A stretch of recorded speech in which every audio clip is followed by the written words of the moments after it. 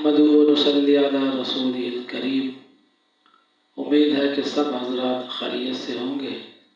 اللہ تعالیٰ سب کو عافیت، تندرستی، صحت مند زندگی عطا فرمائے۔ حضرت صفوان فرماتے ہیں کہ میں حضرت عبداللہ بن عمر رضی اللہ تعالی عنہ کا ہاتھ تھامے ہوئے تھا کہ ایک شخص آیا اور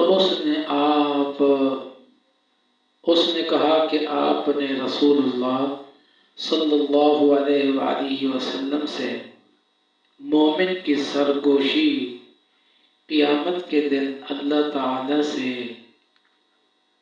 ہوگی، اس کے بارے میں کیا سنا ہے؟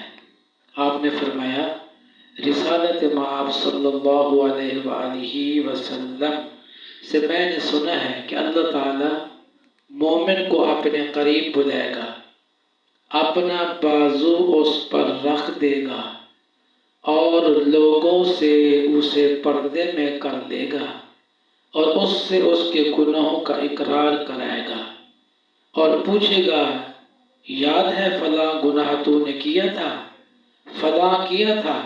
یہ اقرار کرتا جائے گا اور دل دھڑک رہا ہوگا، اب ہلاک ہوا۔ اتنے میں اللہ تعالیٰ فرمائے گا، دیکھ، دنیا میں نے ان گناہوں کی پردہ پوشی کی اور آج ان گناہوں کو